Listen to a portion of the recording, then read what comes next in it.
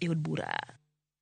Jochiw thieth e kaunti wa Migori moting'o nurses, jogo matie laboratory kata clinical officers, mago matie kuonde ma ikawe yedhe mag osiptal kod moko oramo ni gidhi ng'anyo tich chakre tarik 10 mar dweni ka giywak ni sirikal oseremunjo ywakgi.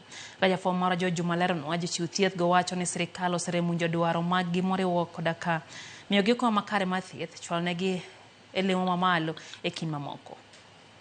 Bang' miyo piny owacho ma kaunti Migori 14 kawo chakre tarik 25 mar dwe mar 11 mar higani mondo chopi dwaro margi moting'o chorogi malengas mar tich, medo ndiko jotich e migawono mar thieth kaachiel kod miyogi okumba mar thieth makare. Jochiw thieth e kaunti ma Migori wacho ni piny owacho ma kaunti ma Migori nyaka sani pok owinjo ywak margi. Today, as the notice period draws to a close at midnight on Monday, 9th December 2024, we are compelled to announce that all health services in public facilities will be suspended starting on Tuesday morning, 10th of December 2024.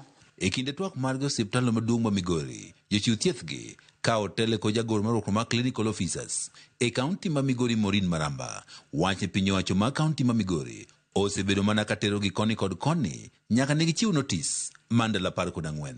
It's a decision born out of frustration, exhaustion, and betrayal. We have repeatedly sought dialogue and engaged in negotiations and given room for county government to resolve our grievances. Instead, we have been met with total disregard. Our demands were promotion and redesignation of healthcare workers, and also addressing staff shortages and issue of comprehensive health insurance cover. What do our public health officers per sub-location? We are so few. Prevention is better than cure. Wangni to koro pogore.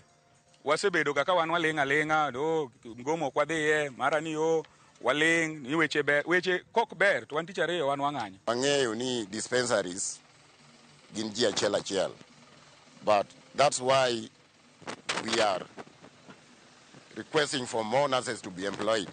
Jochiw thieth giwacho ni en gima lit ni githiedho ji to gin ka gituo ok nyal yudo thieth makare nikech gionge okumba mar thieth maber. Tini nyalo mi yadh malaria, nyalo mi yadh gini, tinyisi ni yedhe moko bechgi tek, koro mano to insurance ni ok cover. We, the laboratory scientists, most of us have lost their eyesight in the microscope, and we cannot even get the money to go and get the spectacles that cost up to 15,000. Austin Oduor, menja lup jagoro ma clinical officers e Kenya mangima, wan en gima lit ni piny owacho ok odewo kata nywandogi e twak madhi nyime pacho kae kautendre kod okumba mar thieth manyien mabende ong'ere kaka SHIF. Kata kineno ka jibiro kato ni wacho ni thiedhogi ni shisha ni tiyo. Shisha ni ok ti nikech jok monego bene ran shisha ni kata shani osechak bedside line koya malo kuchocho.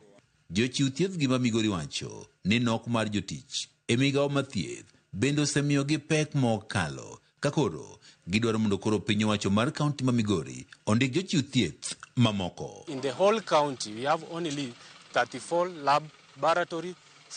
laboratory technologists employed by the Migori County. In the county referral, you can get only one laboratory staff working in the whole night, covering the whole department. Jotend jochiw thieth gi kaunti ma Migori chiwo siem ne jochiw thieth moramora ma ibro yude katiyo chak tich ariyo mar tarik 10 mar dweni ma gichake ng'anyo margi ayange kaunti ma Migori.